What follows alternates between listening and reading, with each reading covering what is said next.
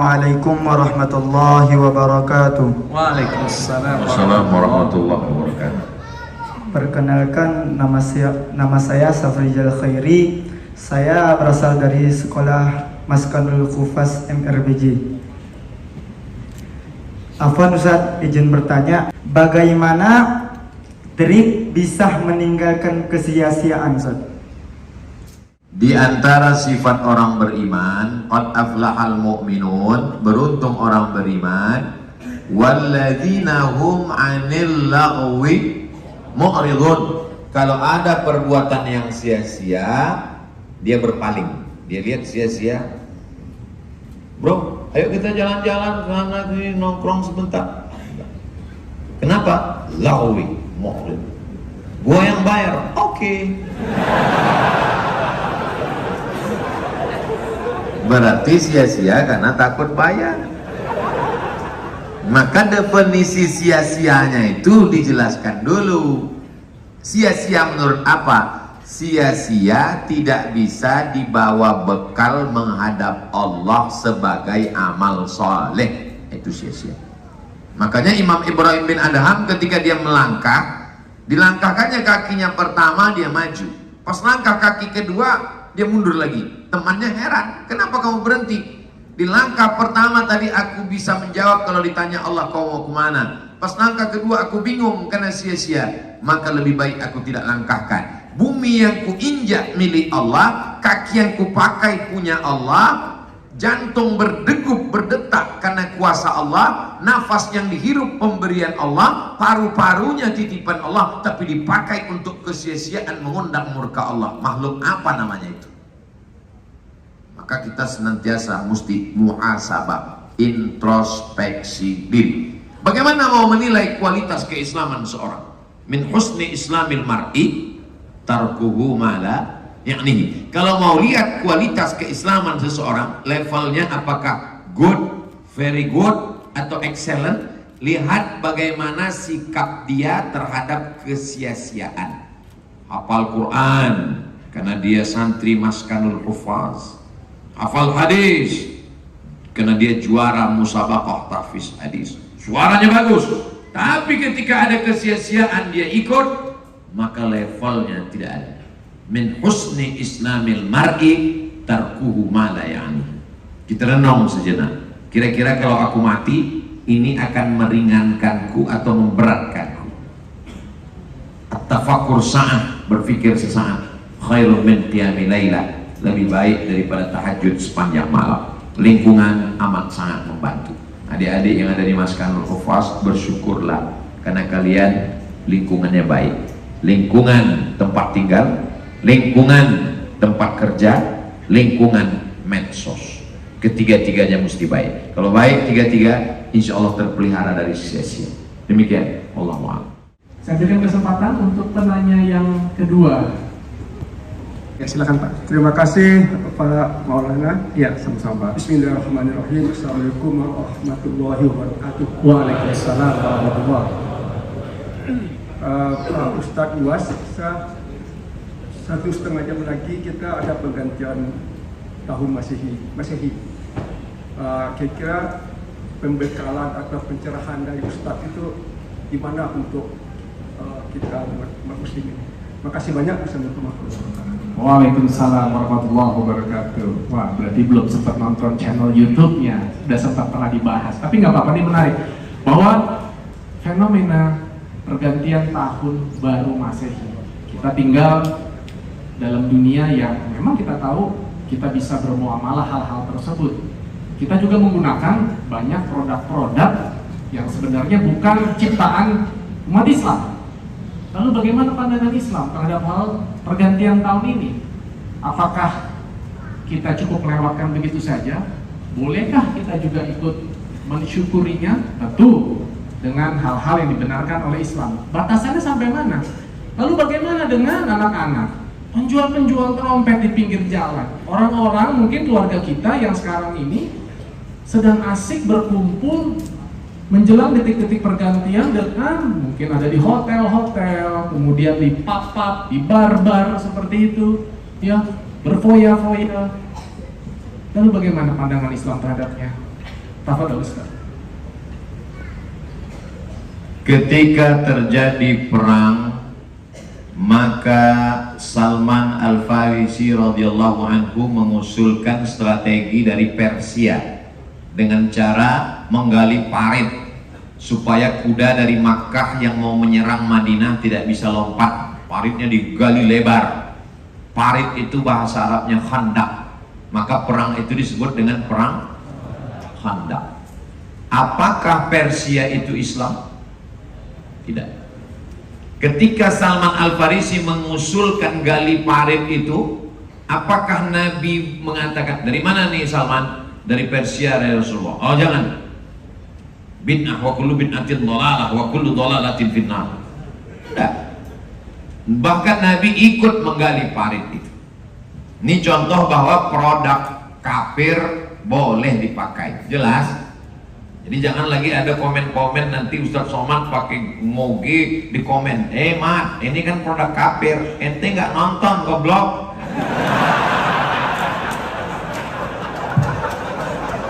Iya, udah saya jelaskan itu. Makanya kalau nonton, tonton terus ceramah Abdul Somad sampai dapat hidayah. Contoh kedua, atap Masjid Nabawi itu datar dengan tiang-tiang dari batang korma, atapnya dari pelepah korma yang dianyam. Sampai akhirnya Islam sampai ke Bizantium, Romawi. Di Romawi ada bangunan yang cantik dan indah, batu yang disusun-susun sampai akhirnya melengkung. Kalau mau lihat susunan batu melengkung itu, nanti adik-adik pergi ke Turki sampai ke Masjid Muhammad Al-Fatih, Masjid Hagia Sophia, maka nampak nanti batu yang disusun melengkung. Sampai di sana buat video pendeknya. Hai guys, ini batu melengkung yang diceritakan Ustaz Abdul Somad. Batu melengkung sehingga tidak perlu tiang di tengah. Akhirnya umat Islam mengambil arsitektur batu melengkung itu. Batu melengkung itu disebut dengan kubah. Apakah kubah itu ajaran Islam? Tidak, itu diambil dari Romawi. Apakah ketika bangunan itu dibawa ke Makkah dan Madinah, lalu ulama mengatakan jangan pakai karena ini produk dari sana, ini haram? Dipakai. Khandak parit dipakai, kubah dipakai. Tiga, ketika Islam sampai ke Laut Mediterania, lalu kemudian umat Islam melihat di sana ada satu tiang, di atas tiang itu ada api yang menyala supaya kapal di tengah malam tidak menabrak tepian pantai. Kita menyebutnya mercusuar. Orang Arab disebut dengan manara. Diambil dari kata nar, tempat api di atas, karena ada apinya di atas. Lalu kemudian bangunan itu dibawa ke dekat masjid. Apinya dibuang, muazzinnya naik ke atas. Disebut dengan menara. Gak ada menara zaman Nabi. Menara ditemukan di Afrika Utara. Nama negerinya Alexandria. Kota itu didirikan oleh Alexander the Great dan dipakai sampai hari ini. Masjid kita ada menaranya? Kalau nggak ada, berarti nggak masjid. Khandak bukan ajaran Islam. Tiang melengkung bukan. Menara bukan. Kenapa boleh dipakai? Karena tidak terkait dengan ibadah, tidak terkait dengan ritual. Ini ajaran Islam yang membolehkan kita. Setelah saya prolog dengan 3 produk ini, sebenarnya masih panjang, tapi karena waktu kita pendek. Lalu bagaimana dengan kalender? Ada seorang kaisar namanya Kaisar Julian. Maka dia buatlah kalender. Maka kalender itu disebut dengan kalender Julian. Lalu kemudian setelah masa Nasrani, kalender Kaisar Julian ini diambil oleh Paus Gregorius. Maka kalender ini sekarang disebut dengan Gregorian Calendar. Tulis Gregorian Calendar. Lalu kemudian ketika terbentuk United Nations, UN, PBB, bukan pajak bumi dan bangunan, Persatuan Bangsa-Bangsa. Semua negeri ini punya kalender yang bingung untuk menyatukannya. Maka disatukanlah dengan kalender yang diambil dari Gregorian kalender. Jadi kalau ada orang mengatakan, oh ini identitas, jelas identitas. Itu kalender identitas, Ber. Karena diambil dari Gregorian kalender. Tapi karena Islam ini berlapang dada menerima apapun. Kita sudah diajarkan berlapang dada menerima Khandaq, menerima Kubah, menerima Menara. Lalu kemudian kalender dipakai. Abdul Somad memakai kalender itu. Dia lahir 18 Mei. Maybe yes, maybe no. Sebagai penanggalan. Tapi kalau ikut celebration acara perayaannya yang sia-sia, maka tidak. Bagaimana supaya anak-anak muda tidak heboh ke sana kemari? Maka alhamdulillah berkumpullah di masjid beramai-ramai, supaya dia tidak di sebagian masjid dibuat acara berzikir sampai jam 12, jam 1 malam. Supaya apa? Supaya anak muda tidak membakar uangnya, tidak kesia-siaan, tidak menghabiskan untuk perbuatan maksiat dan lain sebagainya. Alhamdulillah dulu yang ke masjid itu orang-orang tua. Hari ini kalau disurvei nih wajah-wajah, memang ada beberapa yang tua, tapi sebenarnya itu anak muda yang terjebak di tubuh orang tua. Mereka sebenarnya anak muda yang luar biasa. Cuman mereka fisiknya, mereka itu ibarat Cup 70 bodinya, tapi mesinnya itu mesin susun. Susah saya nyebut merek, nanti iklan gratis. Jadi hari ini anak-anak muda dengan penuh kesadaran. Saya lama berpikir, muda, ganteng, punya uang, mau-maunya malam tahun baru ke masjid. Itu kan makhluk unik yang perlu dibudidayakan. Ini makhluk-makhluk seperti ini, makhluk yang sudah hampir punah. Ini namanya pemuda saurus.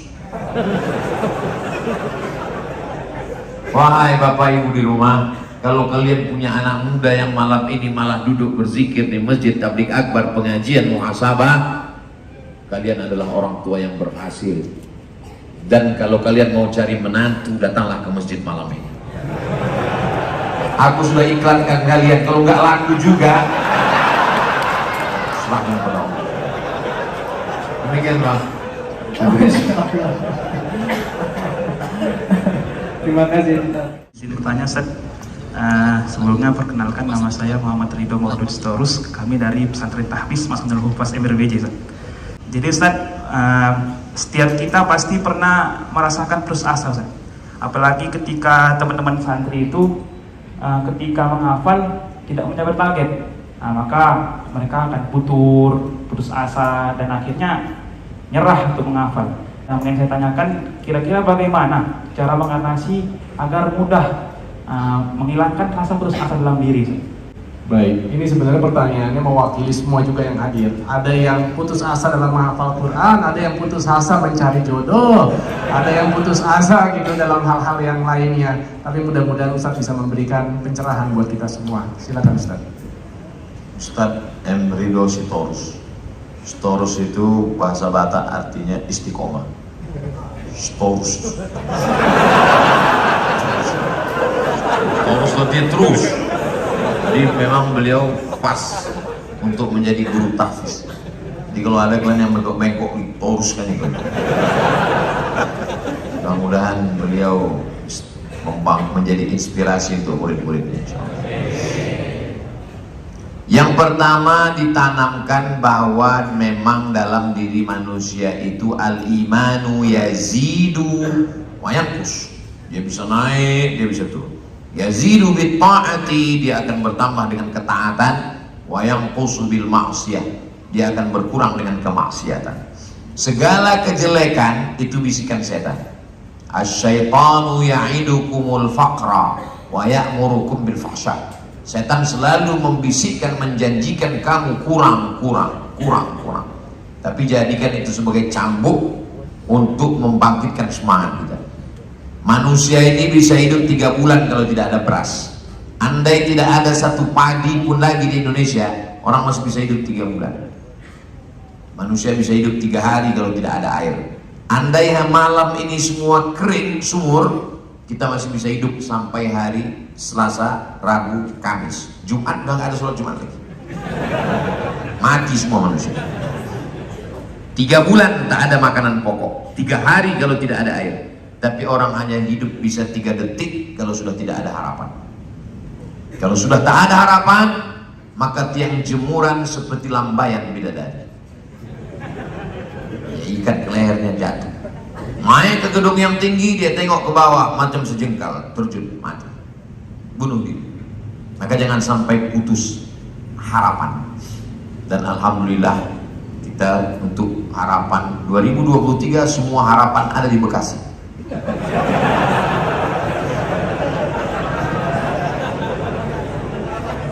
Jadi jangan sampai tidak ada harapan. Jadi yang sampel dari Ustadz Muhammad Ridho tentang hafalan Quran, sesungguhnya itu hanya satu sampel kecil dari contoh kehidupan dalam masalah mencari rezeki, dalam masalah mencapai cita-cita, mencari peluang. Apakah Ustadz Somad pernah mengalami putus asa? Kalau putus asa, berarti saya sudah lama mati. Nyaris putus asa, tapi tertolong karena ada yang besar dan maha besar tempat berharap. Kalau setan berbisik, kalau di dunia ini sudah tak ada lagi tempat mengadu, maka ambillah air wudhu, tempelkan keningmu ke lantai, berbisiklah ke bumi, maka makhluk-makhluk di langit akan memohonkan kepada Allah Subhanahu wa ta'ala. Boleh untuk update status besok pagi. Allah Subhanahu wa ta'ala akan memberikan jalan. Wa may yattaqillaha yaj'al lahu makhraja wa yarzuqhu min haitsu la yahtasib. Siapa yang bertakwa kepada Allah, Allah berikan dia makhraja, jalan keluar, dan Allah berikan dia rezeki dari jalan yang tidak disangka-sangka. Berapa banyak yang kita dapatkan dari usaha dan berapa banyak yang diberikan Allah tanpa usaha. Itu adik-adik yang ngapal Quran, berapa kali ayat ini dia ulang sudah putus asa, pas tidur besok muncul dia ingat. Berapa kali ayat ini yang menurut halaman ini berat sekali, tiba-tiba berapa kali begitu pedenya akan bawa ini sholat, hilang dia karena calon mertua ada di belakang. Nah itu, jadi yang penghafal Quran merasakan itu. Jangan berharap pada yang sudah dihafal, jangan putus harap pada yang belum dihafal. Jangan terlalu berharap pada orang tua yang ada, jangan putus harap karena orang tua sudah tidak ada.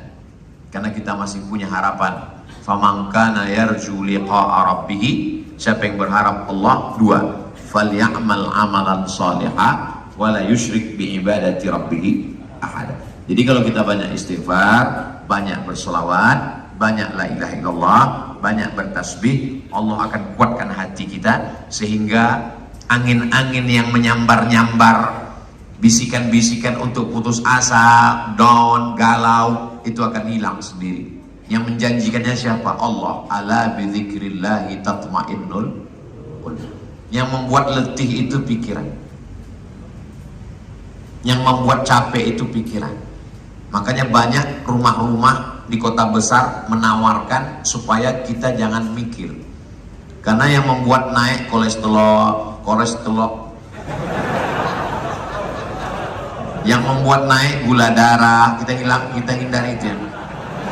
Yang membuat naik gula darah, asam urat, detak jantung, kencing manis, itu semua berasal dari pikiran. Makanya orang gila itu sehat, karena dia tidak berpikir. Yang membuat imun down itu pikiran. Makanya terkadang sekarang ini banyak orang-orang menawarkan kita gimana supaya nggak mikir. Orang yang pakai sabu-sabu itu nggak mikir. Orang yang ngisap ganja nggak mikir.